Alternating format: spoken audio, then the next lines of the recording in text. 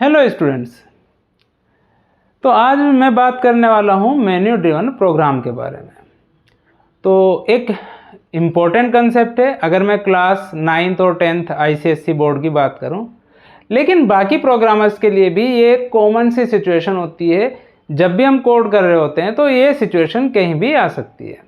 तो इस वीडियो में मैं आपको मेन्यू ड्रिवन प्रोग्राम की हर एक बारीकी, क्या चीज़ हमें करनी है, क्या चीज़ हमें नहीं करनी है, बिल्कुल A to Z मैं आपको बताने वाला हूं। और आप इस वीडियो के बाद मेन्यू ड्रिवन प्रोग्राम बनाने में बहुत ज़्यादा कंफर्टेबल हो जाएंगे। तो सबसे पहले मैं आपको बताता हूं कि मेन्यू ड्रिवन प्रोग्राम आखिर होता क्या है। देखिए, मेन्यू ड्रिवन प्रोग्राम में एक ही प्रोग्राम में मल्टीपल प्रोग्राम्स होते हैं। अब उन मल्टीपल प्रोग्राम्स में से कौन सा एग्जीक्यूट होगा वो हमारे यूज़र की चॉइस पर डिपेंड करता है। जैसे कि मैंने एक एग्जांपल यहाँ लिया है, भाई write a menu driven program to calculate area of circle, second calculate area of rectangle. It means इस प्रोग्राम के अंदर दो ऑप्शन होंगे और यूज़र को जो भी काम करना है वो ऑप्शन चूज करके उससे फिर वो काम हमारा आगे का उसी हिसाब से हो जाएगा। तो यही मेन्यू ड्रिवन प्रोग्राम का बेसिक कंसेप्ट है। जैसे कि यहाँ मैंने लिखा है कैलकुलेट एरिया ऑफ सर्कल, यानी कि हम कुछ इस तरह से दिखाएंगे स्टार्टिंग में, press 1 to calculate area of circle, press 2 to calculate area of rectangle. तो ये एक बहुत कॉमन सी सिचुएशन है। जैसे कि आप अगर कस्टमर केयर पे फ़ोन करते हैं तो वहाँ पर भी आपको एक मेन्यू सुनाई देता है कि भाई press 1 to talk in English, press 2 to talk in Hindi है, या हिंदी में बात करने के लिए 2 दबाइए। कुछ इस तरह के ऑप्शन होते हैं और भी मेन्यू के ऑप्शन होते हैं। तो हम अपने फ़ोन के कीपैड से वो ऑप्शन सेलेक्ट करके उसी मेन्यू में जाते रहते हैं। तो वहाँ पर बेसिकली यही कंसेप्ट यूज़ हो रहा होता है। तो इसकी मैं बिल्कुल आपको बारीकियां बताने वाला हूं और अच्छे से समझाने वाला हूं। देखिए, मैंने यहां पर कुछ कोड लिख दिया है। आई होप इतना कोड आपको क्लियर है। अब देखिए, जो ये मेन्यू है, यहां 2 भी 3 भी कितने भी मेन्यू हो सकते हैं, कितने भी चॉइसेस यहां पर हो सकती हैं। तो उसका कोई पैरामीटर नहीं है, आपके अकॉर्डिंग क्वेश्चन जो है उसके अकॉर्डिंग हमें कोड लिखना है। अब जैसे कि यहाँ पर है 1 कैलकुलेट एरिया ऑफ सर्कल, तो आपको यहाँ लिख देना है press 1 to calculate area of circle. Second option क्या देना है जी में, रेक्टेंगल का एरिया, तो press 2 to calculate area of rectangle. तो ये जो मैसेजेस हैं ये हमारे इन प्रोग्राम्स के बेसिस पर, जो भी हमें क्वेश्चन दिया है उसके बेसिस पर हमें ये मैसेज लिखने हैं। ठीक है। फिर हमने एक मैसेज लिखा जी एंटर योर चॉइस। अगर आपकी एक और ऑप्शन है, एक और चॉइस है यहाँ पर, तो एक और लिख देंगे आप प्रेस 3 करके। फिर हमने एक ऑप्शन दे दिया भाई, एक मैसेज दे दिया एंटर योर चॉइस, यानी कि आपकी जो चॉइस है वो आप एंटर करो। और चॉइस को मैंने एक वेरिएबल के अंदर स्टोर कर लिया। बहुत अच्छी बात है जी।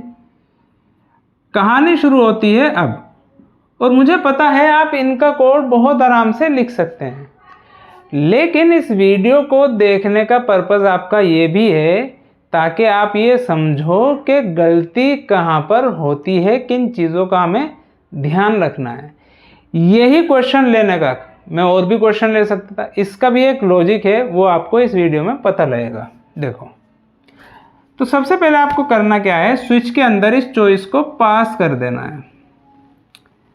यहाँ हम लिखेंगे केस 1। देखो, केस 1 कब चलेगा, ये जो वेरिएबल है जब इसकी वैल्यू 1 होगी, जब इसमें कोई 1 एंटर करेगा तो केस 1 चलेगा। तो इसका मतलब है केस 1 के अंदर हमें सर्किल का एरिया कैलकुलेट करने का कोड लिखना है। ठीक है।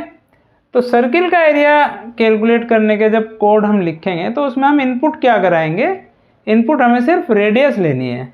तो आप इनपुट लेने का कोड यहाँ पर लिखेंगे system.out.println enter radius. Okay, int r SC dot next int. बस जी, यही हमें ज़रूरत थी। अब आप एरिया कैलकुलेट कर दो। Double area is equal to pi r square. Formula क्या है भाई? Pi r square. So we will write math dot pi into r, है ना। देखो, जब भी हमें मैथ डॉट पाई, इसके बारे में मैं तुम्हें थोड़ा सा बता देता हूँ। जब भी हमें पाई की वैल्यू यूज़ करनी होती है तो हम मैथ क्लास के अंदर एक कांस्टेंट होता है हमारे पास। इस कांस्टेंट का काम होता है, इस कांस्टेंट के अंदर पाई की value up to 15 decimal places तक स्टोर है। तो हम इस वेरिएबल को, यानी कि कांस्टेंट को, मैथ क्लास के कांस्टेंट को हम क्या कर रहे हैं? एक्सेस कर रहे हैं। आर स्क्वायर हो गया, एरिया आपका कैलकुलेट हो गया। अब आप इसको प्रिंट कर सकते हैं बिल्कुल अच्छे से, हंसते हुए आप प्रिंट कर लो। Area is equal to plus area, या आप ये लिखें तो ज़्यादा बेटर है, area of circle is equal to plus area. Okay, चलो आगे बढ़ते हैं। ये हमारा केस 1 का काम ख़त्म हो चुका है, तो यहाँ मैं लगा देता हूँ जी ब्रेक। केस 1 मेरा पूरा हो गया, तो मैंने क्या लगा दिया यहाँ पर? ब्रेक लगा दिया। चलो बाकी का कोड मैं यहाँ लिखता हूँ। यहाँ पर मैंने लाइन ड्रॉ कर दी। Case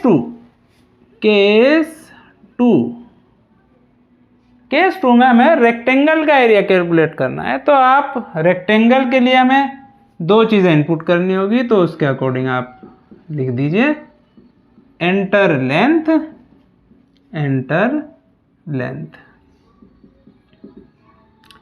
int L SC dot next int. Then दूसरी वैल्यू ले लो, system dot out dot println enter breadth.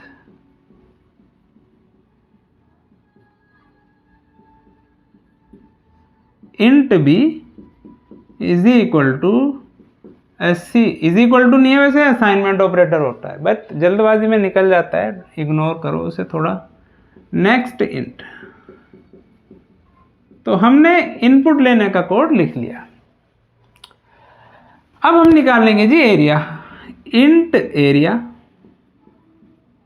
Is equal to L into b. अब यहाँ हमने एक गलती कर दी है। यहाँ तक हमने क्या कर दिया भाई?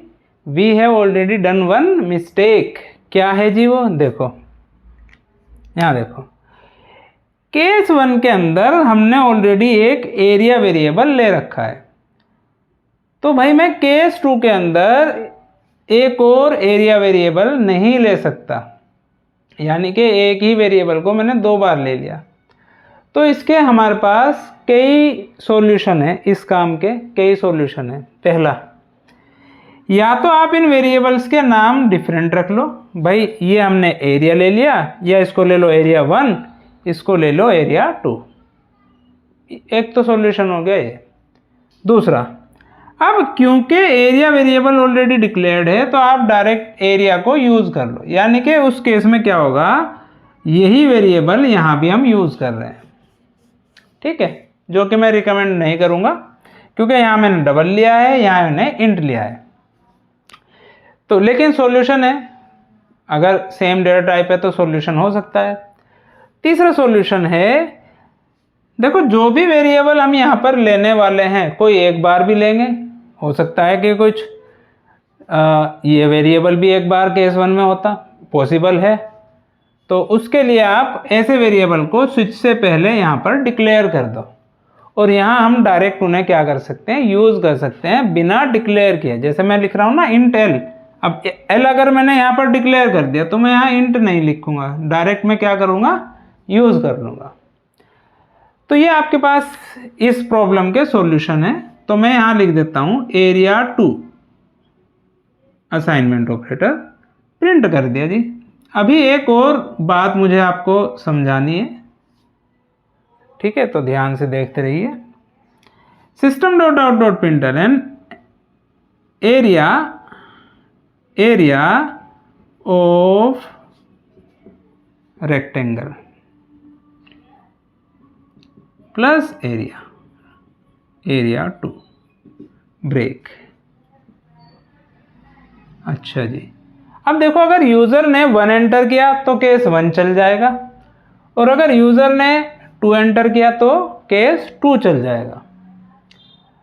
लेकिन अगर यूज़र ने कुछ और वैल्यू एंटर कर दी 3, 4, 5, यानी कि कोई ऐसा नंबर जो हमारे मेन्यू में है ही नहीं, तो उस केस में हम डिफ़ॉल्ट लिखते हैं।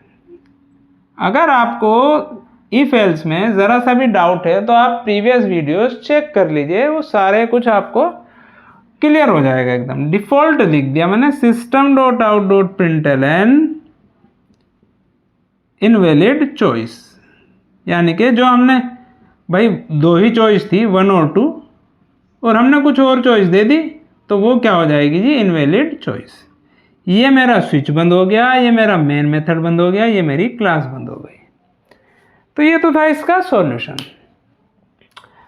अब आगे मैं एक चीज़ और यहाँ बताऊंगा जो अक्सर मिस्टेक करते हैं बच्चे। देखो, आपको जब भी मेन्यू ड्रिवन प्रोग्राम बनाना होगा, आप क्या करेंगे, स्विच से पहले सिर्फ ये ऑप्शन ही प्रिंट कराएंगे।